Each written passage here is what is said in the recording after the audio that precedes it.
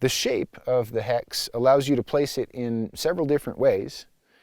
You can place it in a horizontal crack, which is really nice, because these holes are off-center. The sling's coming kind of out the top there, and as you exert that downward pull, because you've placed it in horizontal, it rolls on the rocker, and it's forcing the back point into the roof of the crack ever harder. So that's actually a camming action, increasing the strength of the piece as you increase the load.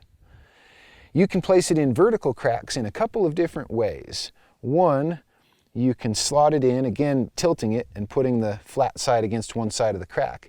And you can get some camming action if you do this, especially if the direction of pull is off to the side that the rocker is on. So if you have a choice, if you can make it fit well and you know it's going to be a pull that way, set the rockers against that side, and now you're getting some camming action there. Or you can just find a constriction and fit it in there really well, more or less like a stopper. And you can also turn it this way and place it just like a nut. Notice that these sides are both angled slightly off parallel this way and this way.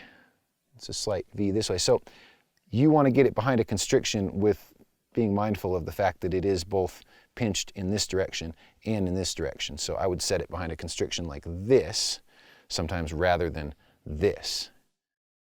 Hexes work great in horizontals. As you pull on the sling, which is coming off above center, it's trying to roll on the rockers and exerting an upward force into the rock.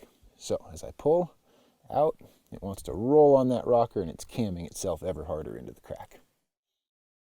This placement is pretty good. It's in a parallel-sided crack. It oriented itself pretty well for the expected direction of pull.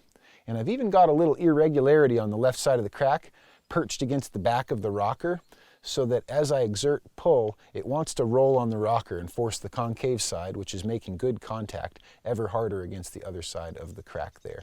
Even better, this crack slants a little bit left, and if the climb is in fact going up and left, the direction of pull in a fall would be off this way, and that's just turning it on the rocker even more and increasing that camming effect. No camming effect here. This is a simple passive placement. I slotted it in there behind a constriction, taking advantage of both the top to bottom and the front to back angle of it. Got it in there and set it, and that's nice and solid.